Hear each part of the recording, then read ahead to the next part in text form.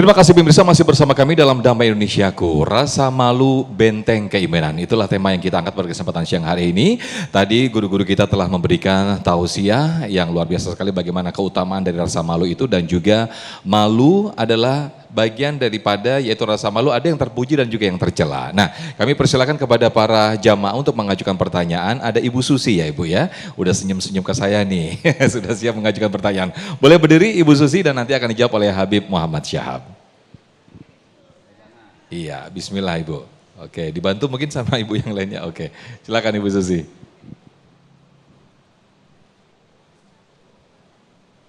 Assalamualaikum warahmatullahi wabarakatuh. Waalaikumsalam warahmatullahi wabarakatuh. Perkenalkan, nama saya Ibu Susi dari Majelis Ta'lim Al-Muntadun.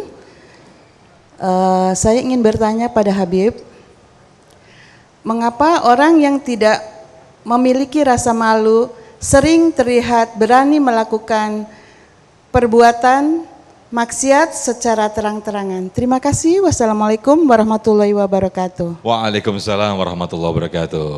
Sambil mendekat ke jamaah Habibana biar semakin akrab dengan para jamaah kita ini. Siap, Masjid memang orang yang Al-Muhtadun. banyak maksiat nih malunya sudah hilang emang Ibu. Udah putus urat malunya Sudah ya. putus.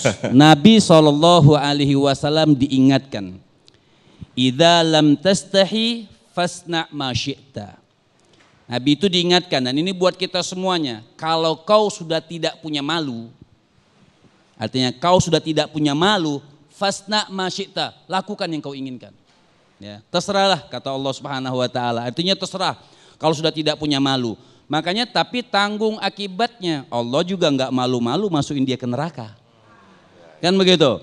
Oh, saya pokoknya saya hidup, saya pengen buat begini, saya pengen berbuat gini, saya pengen berbuat begini. Kata Nabi, fasna ma syi'ta. Lakukan, kalau kau sudah tidak punya malu, lakukan. Tapi ingat, Allah juga akan melakukan, terserah oleh Allah Subhanahu wa taala. Makanya kadang-kadang nih ibu ngaji, bapak-bapak ngaji, ya.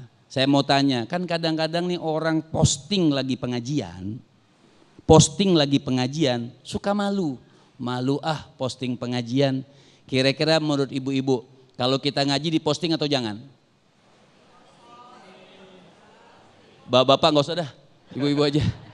Kira-kira kalau kita nih mau pengajian di posting atau jangan? Orang kalau tanya saya posting, kenapa? Membantu menyebarkan kebaikan, nggak perlu malu. Lah orang posting kemaksiatan nggak malu, kenapa kita posting kebaikan malu? Adapun sombong tidak sombong itu pribadi, individual kita. Kita bisa jaga hati kita dengan niat apa?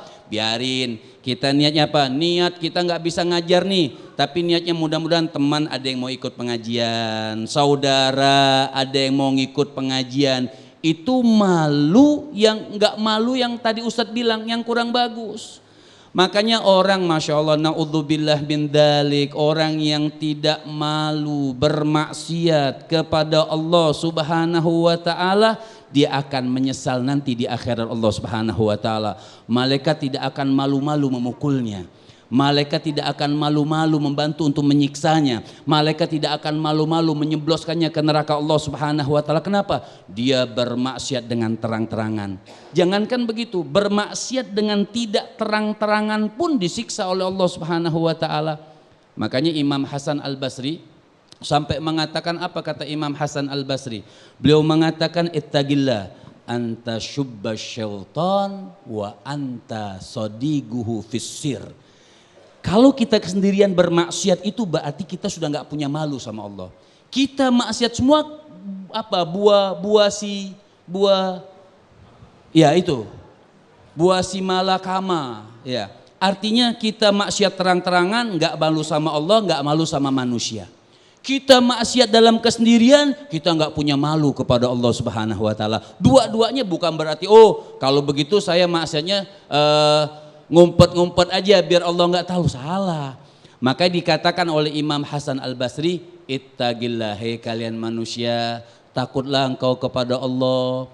anta syubba syaiton, kau hina-hina itu setan, kau cela-cela setan, kau cela-cela perbuatan setan, tapi masalahnya apa? Masalahnya wa anta sadiguhu fissir.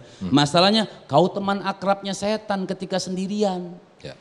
Kan begitu. Berarti kita tidak punya malu, teman akrab setan nyari, teman-teman akrab orang yang nggak punya malu untuk bermaksiat kepada Allah Subhanahu wa taala dicari sama setan. Ya. Kenapa? Bisa menemani mereka nanti di nerakanya Allah Subhanahu wa taala. Masya Jadi ya menyeramkan sekali. Jadi buat kita nih punyalah sifat malu itu kita jaga. Sifat malu itu misal maaf orang yang korupsi atau orang yang ngambil haknya orang lain, dia nggak malu.